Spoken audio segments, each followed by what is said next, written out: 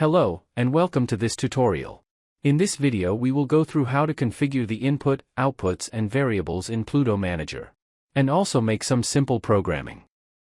If we go to I/O Options tab in the Pluto project, we will be able to see all our failsafe inputs and outputs of the Pluto PLC. If we take a look at the Pluto device I will be using in this project, we can compare which terminal goes to where in the project. The first four inputs on this Pluto device are special inputs which can be used as analog inputs. We can choose it as type of signal in the project. They can also be used as global inputs. This means that other Pluto devices connected to the same ASI or bus line can read the input signals of these four terminals. I will connect a push button to input 30 on the Pluto device, so I will change the type of signal to input. The IQ terminals can be used as both input or output, or both at the same time.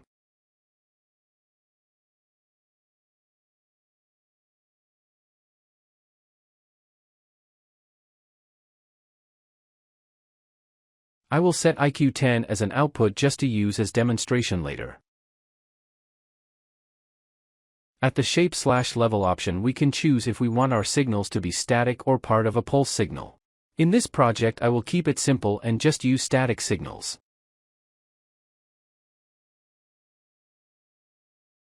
If we then go to the Variables tab, we can see that the input 30 that we declared as a static input is active here. We can now give it a symbolic name and a description.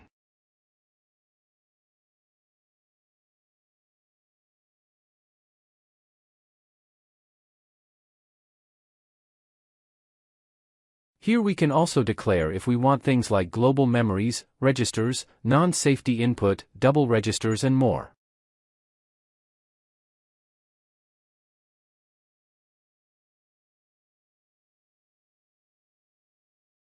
Under the non-safety output tab we can find the output we just declared.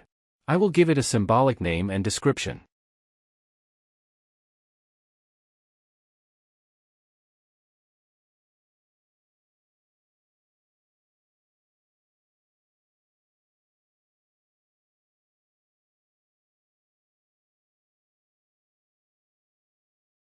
The last two tabs named System Memories and System Registers are special bits that's already part of the PLC's CPU.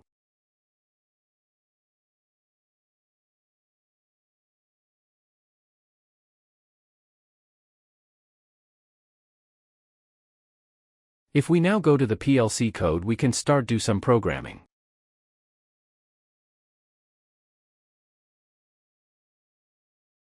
To add a programming rung we right-click, then choose New Empty Network.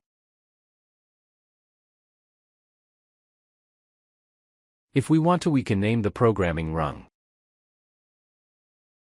I will then add a normally open contact to the rung. In the properties we can add our variables we already declared from the list. I will choose my push button here.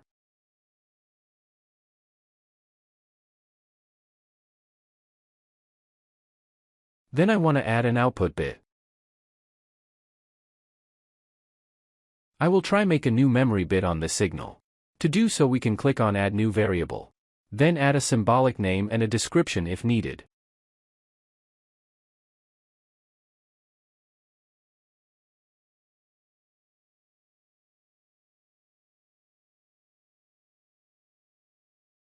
When we are finished with a rung we click on Update. The program will tell us if there's any error in the code.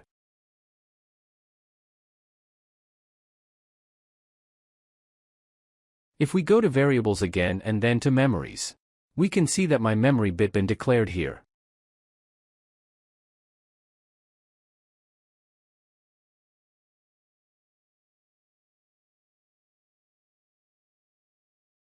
I will then add a second programming rung.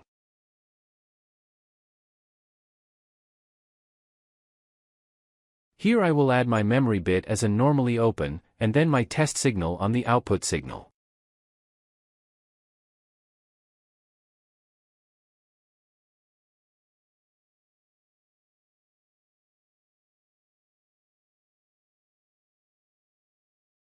For the output I will choose it as a toggling output.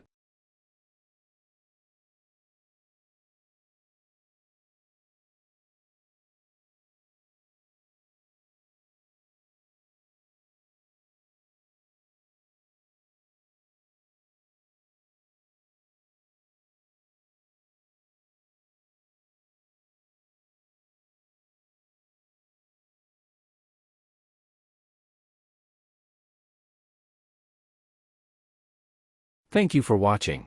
In the next video we will go through how to compile, download and test the program out.